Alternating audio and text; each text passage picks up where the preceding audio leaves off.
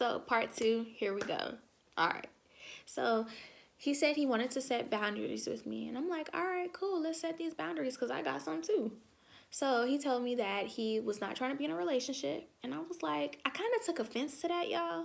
Because I'm like, first of all, ain't nobody trying to be in a relationship with you, even though I secretly was trying to be in a relationship with him. I was like, ain't nobody trying to be in a relationship with you.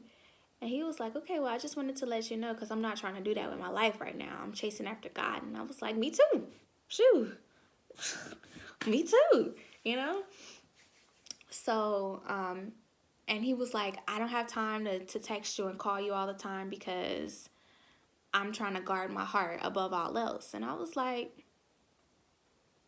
first of all, that's how you know somebody is offended, when they hit you with that first of all in the finger.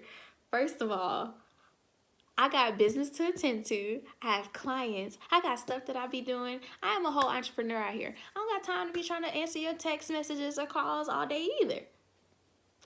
I had a pride thing going on back in the day, guys. You know, Jesus is still working on us. Pray for the kid, okay? So he told me that, and he set his boundaries, and I was like, wonderful. Are you finished? Okay, Chris, here are mine. First of all, I don't have time to be responding back to your text messages like that either. So if we're going to talk, we should talk every once in a while, but it don't have to be that frequently.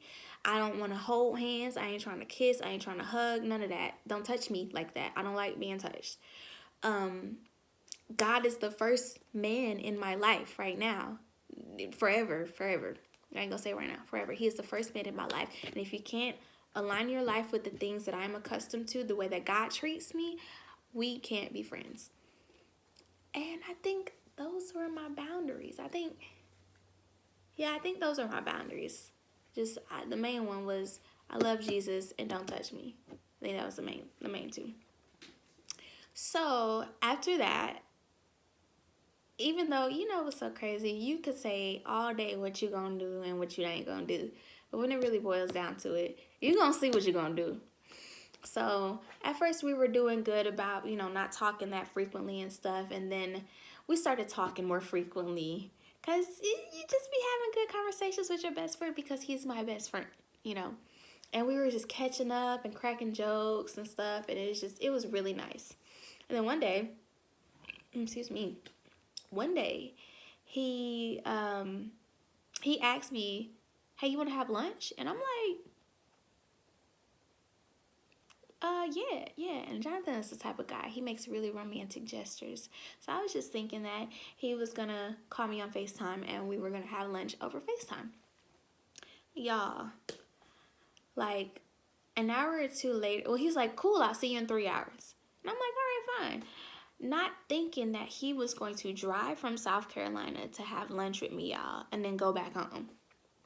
This man drove from South Carolina to hang out with me. And I hadn't seen him since 2017, so this was a big situation. So it was the best of times and the worst of times. He was going through some stuff at that moment. He just needed a listening ear. And at that time, that's all I could give because I couldn't afford nothing else but to listen.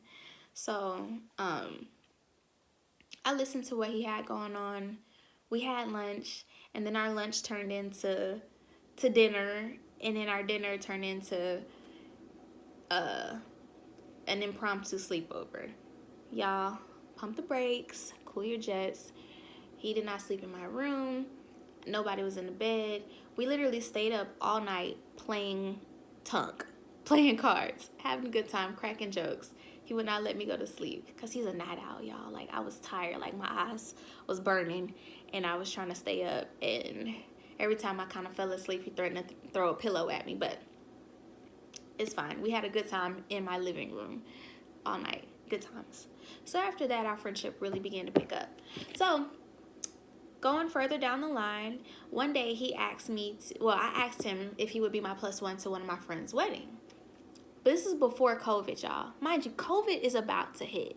2020 was crazy. So I asked him, hey, would you like to be my plus one to this wedding? And he was like, sure, yeah. He was like, actually, that's crazy that you asked me that. I'd like for you to be my plus one to a wedding in June. And I'm like, yeah, let's do that. Yes, I'm down with it. And then COVID hit.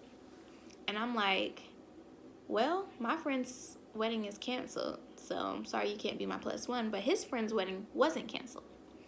Anyways, fast forwarding, because I'm trying to give y'all all of the details, but like not give y'all the super long and drawn out version. Closer to the date for us going to the wedding, he made me mad. And I was like, and the reason why he made me mad, it was kind of petty, but it wasn't petty at the same time. But he upset me, and I was like, you know what? I'm not even going to this wedding with you. Like, no, you can go by yourself. No.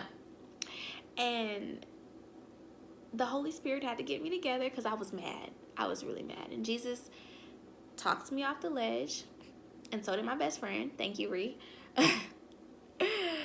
They talked me off the ledge, and I was like, well, God, if you want me to go to this wedding, I need you to send like a divine answer.